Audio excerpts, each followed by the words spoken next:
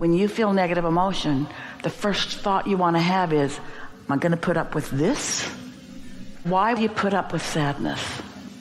Why don't you do something about it?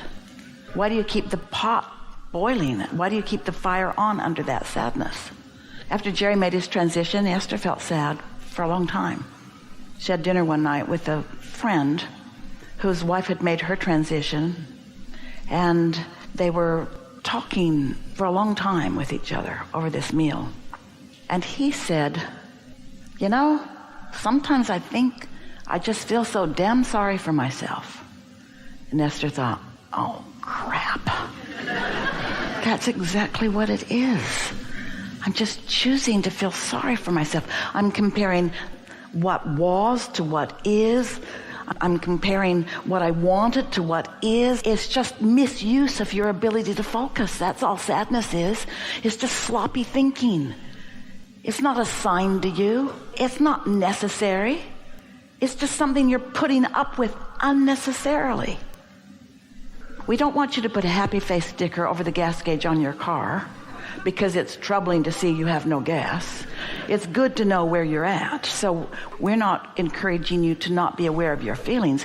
We're just asking you to be aware of them and know for sure you can improve them, and to let that be the thing that matters to you more than all other things put together, because that is what tending to your point of attraction is. You got a vortex full of wonderful things. And if you're not tending to the way you feel, then you have no control over your relationship with any of those things. You can't control what anybody else does or what anybody else thinks, singular or groups or national or worldwide. You can't control the behavior of anyone. You can control one thing and one thing only, and that's your relationship with your inner being, which is what your emotions or feelings are indicating to you. So when something didn't go the way you wanted it to, at very deep levels, you know, something's really jacked up here. I'm supposed to feel good, and my life is supposed to go the way I want it to. And then you get defensive and you try to explain, well, why that happened, how that came about, who was involved in it, what happened, what went wrong. And we say, we love you so much, but blah, blah, blah, blah, blah, because none of that is taking control of the way you feel. That's just giving a historical documentation of what is, and there's a whole lot going on. It's just stupid to be sad. There's just no reason for it. It's like giving up everything that you want by choosing a subject to feel sad about. And you know what feeling sad is? Feeling sad is you looking at it different than your inner being.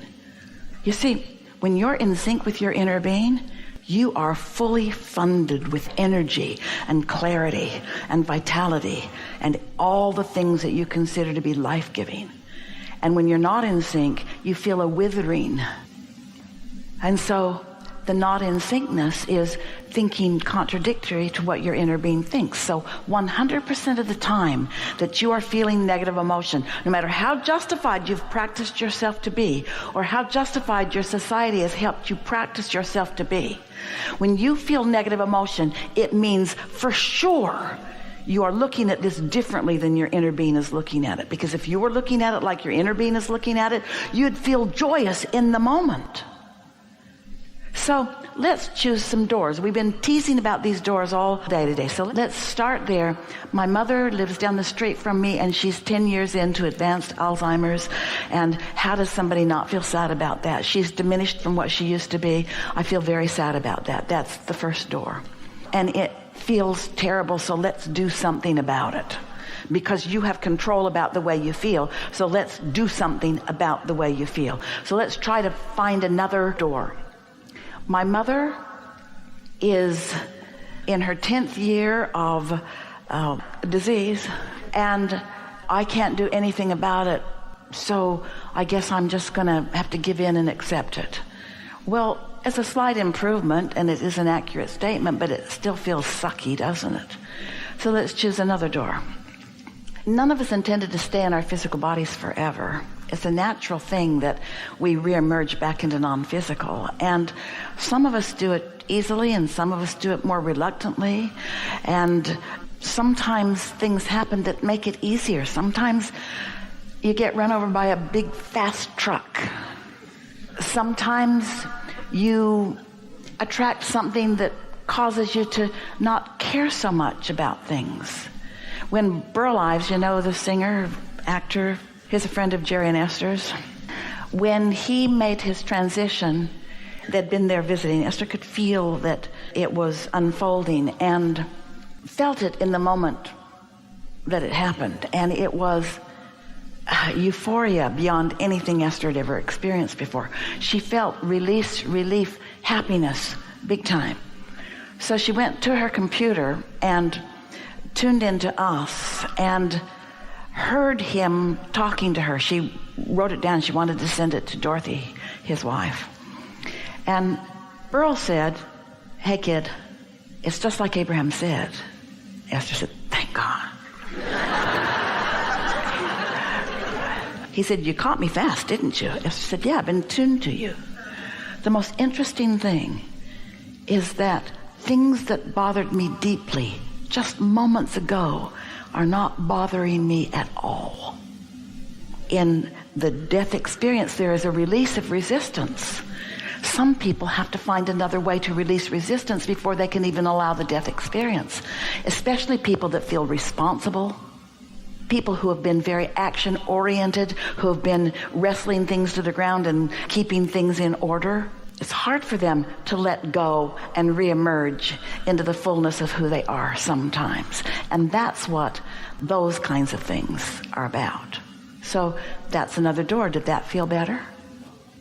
How about this one?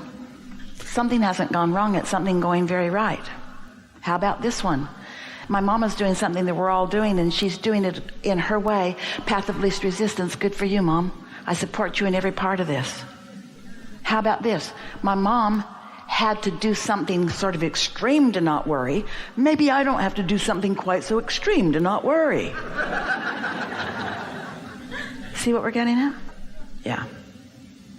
There's no right or wrong. There's not one way of living that is the right way. There are endless ways of living. But the thing that is sure, every one of you, without exception, intended to like the living that you're doing. Through my life, I have come to know that I can't get sick enough to help sick people get well, or poor enough to help poor people be prosperous, or confused enough to help confused people become clear-minded, or sad enough to help sad people be happy. Life is showing me I get what I think about, and I'm realizing that everything I want is because I think I will feel better in the having of it. But if I keep needing something to be different before I can feel better, I'm never going to get there. I've got to feel it before I can live it. Because I have discovered if I'm not selfish enough to hold myself in alignment with that which I consider resource energy, I have nothing to give to anyone. Yeah.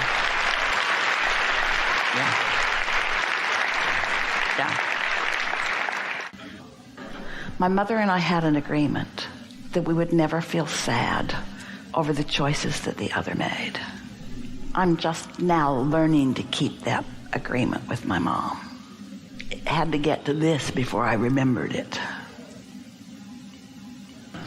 We want to interject something here, because if you can hear this, it speeds things up for you. That distance between where you stand and where you want to be can be shorter. So consider this. Everything is about focus.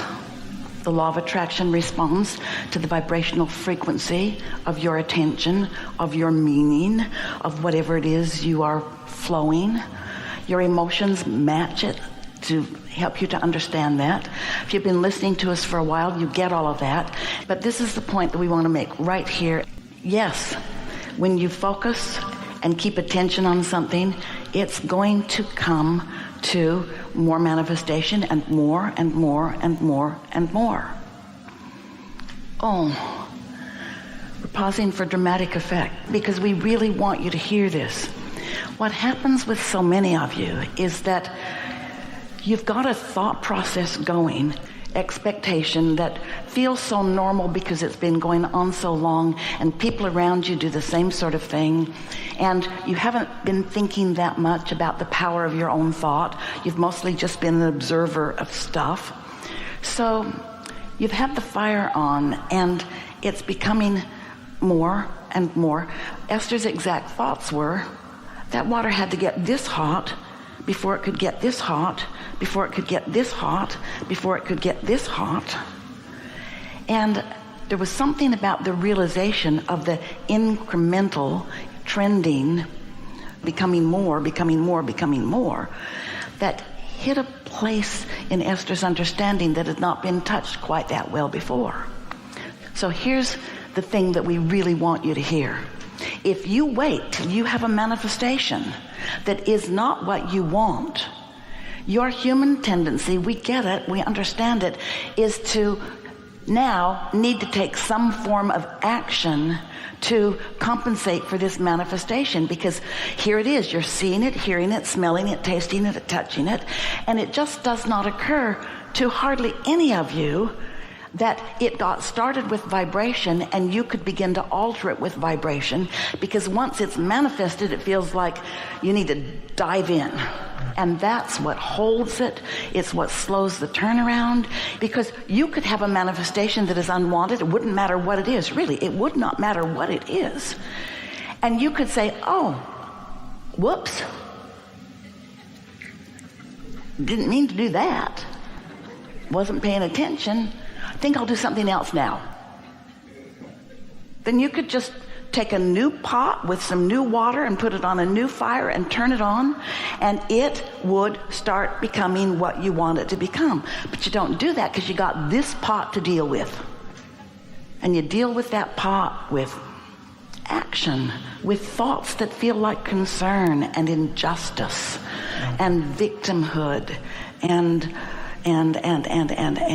so if we could just convey, and you could really get that every thought has power, and every thought will grow in its power, and you have the ability to focus without contradiction, and you could get a whole lot more of what you want a whole lot faster if you just understood that and were willing to remove your attention from unwanted rather than wrestle it to the ground and kill it. Because when you dig in, when you dive in, and you know what, the thing that you most commonly do when faced with a manifestation that you don't want, or even faced with the absence of a manifestation that you do want, you explain it to death. Because there's a part of you, here's why, here's exactly why. You know at many levels of your being, most of them not conscious to you right now, but they could be, you came with that from non-physical into this time and space, knowing that you are good and that life is supposed to be good for you. This is bubbling at deep levels of your core, your very being. So when something is off, when something isn't the way you want it to be, you're throwing these fits because you understand at some level that it's supposed to be good, and the fact that it isn't makes you defensive, makes you want to explain it, makes you want to double down, makes you want to explain why you're here rather than where you want to be. And a lot of it is because you're playing to the peanut gallery that surrounds you, because you chose this and it's a good thing, and bless your hearts, we feel your pain sometimes. No, we never do. It's just something nice to say to people. That when you are surrounded by other people who are observing, it's true, they are having observational thoughts about you. And something in you makes you feel like you need to explain to these observers around you why you're standing here in this place. But it causes you to go on and on and on and on and on. Law of attraction will bring you whatever it is that you're offering vibrationally.